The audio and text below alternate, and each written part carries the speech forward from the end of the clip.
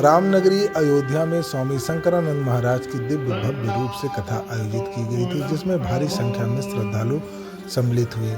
इस मौके पर सभी श्रद्धालु भक्ति रस में डूबे नजर आए और भगवान श्री राम और भगवान कृष्ण के गीतों पर नाचते थिरकते नजर आए। भागवत कथा में भारी संख्या में श्रद्धालु सम्मिलित होते रहे प्रतिदिन, और अंतिम दिन भव्य भंडारे का भी आयोजन किया गया, जिसमें तमाम साधु संत और भक्तजनों ने प्रसाद पाया। इस कार्यक्रम के अवसर पर स्वामी शंकरानंद महाराज का क्या कुछ कहना है, उनसे हमने खास बातचीत की और जाना उनके अयोध्या में आने के बाद क्या विचार बने और उनको अयोध्या कैसी लगी। इसके साथ ही साथ वो सनातन धर्म और संस्कृति से जुड़े कई मुद्दों पर अपनी बातों को खुलकर हमारे सामने रखा। महाराज जी, अयोध्या में आपकी 7 दिवसीय कथा संपन्न हुई, कैसा अनुभव रहा अयोध्या की भूमि से? अयोध्या की भूमि अति पावन भूमि, अति पवित्र भूमि, सुंदर भूमि और हमारे प्राणाधार रामलला की भूमि है। ये अयोध्या पुरी है, ये अयोध्या धाम है। आज से करीब 9 लाख साल पहले प्रभु श्री राम जी ने माँ कौशल्या के यहाँ जन्म लिया था, अवतरित हुए थे। और प्रभु श्री राम की छवि आज केवल भारतवर्ष में नहीं, संपूर्ण विश्व में फैली हुई है।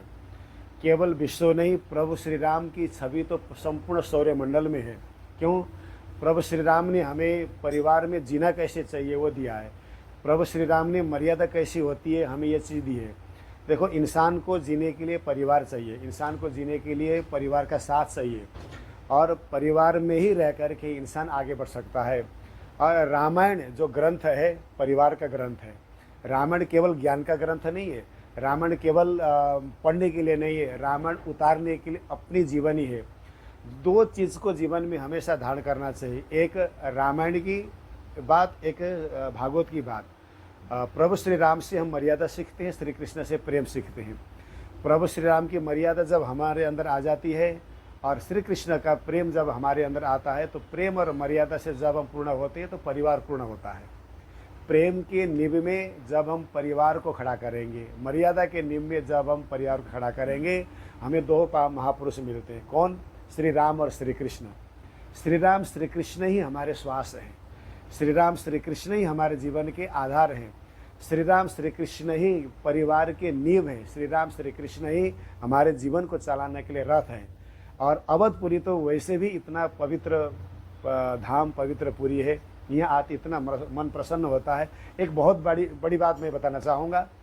अवधपुरी के जो प्रेमी लोग हैं, आप जैसे प्रेमी, हम धर्मशाला में आए, हमारे जान पहचान के कोई भी नहीं है, लेकिन ऐसा व्यवहार किया कि वो अपने हैं, कि जन्म जन्म का साथ हमारा है, भाई भाई का प्रेम है। इतना प्रेम अवधपुरी वासी ने दिया, धर्मशाला वालों ने दिया, सब ने दिया। गुरुजी चिंता मत करो, आप भले ही दूर से आए होंगे, लेकिन आप हमारे छोटे भाई भी हैं, बड़े भाई भी हैं, हमारे भी हैं, महाराज जी भी हैं, स्वामी जी भी हैं, गुरु जी भी हैं। इतना प्रेम दिया। मुझे ऐसा लगा कि प्रभु राम लल्ला ही भाई बन करके अवधपुरी में इस तरह से गली गली में चल रहे हैं और आने जाने वाले भक्तों का स्वागत कर रहे हैं। मुझे ऐसा अनुभव हो गया है। महाराज जी, आपने रामायण की बात की, भगवद गीता की बात की, लेकिन जो वर्तमान शिक्षा व्यवस्था चल रही है उसमें रामायण भगवद गीता जो कॉन्वेंट स्कूल्स में नहीं पढ़ाए जा रहे हैं, कुछ राज्यों में तो पढ़ाए जा रहे हैं। जी जी जी।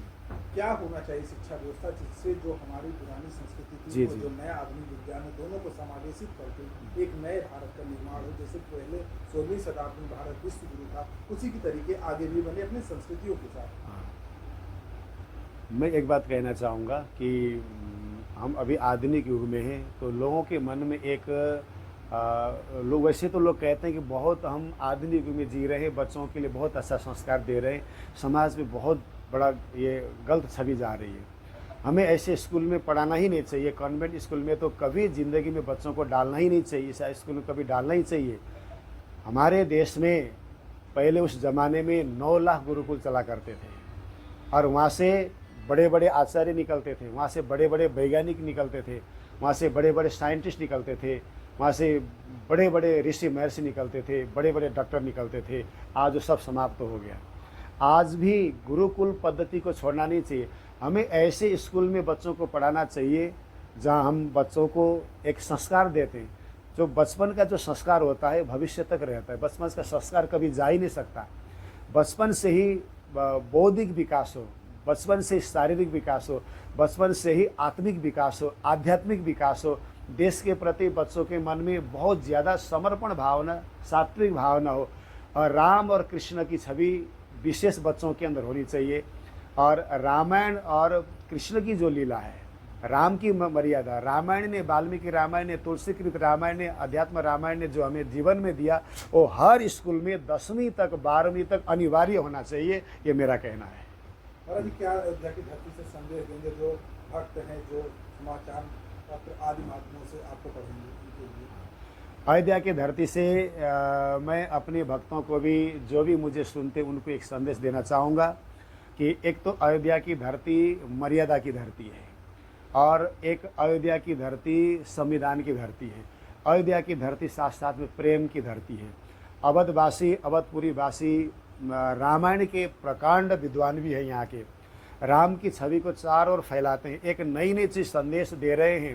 राम की मर्यादा के माध्यम से विश्व में ऐसा संदेश जा रहा है अवधपुरी से। और दूसरी बात, राम लल्ला का मंदिर बनने से तो यहाँ की छवि इतनी ऊंची जा रही है कि विश्व में प्रभु श्री राम की मर्यादा को हमें किस तरह से अपनाना चाहिए, और घर को कैसे चलाना चाहिए, देश का विकास किस तरह से होना चाहिए, यहाँ से सीख करके जा रहे हैं।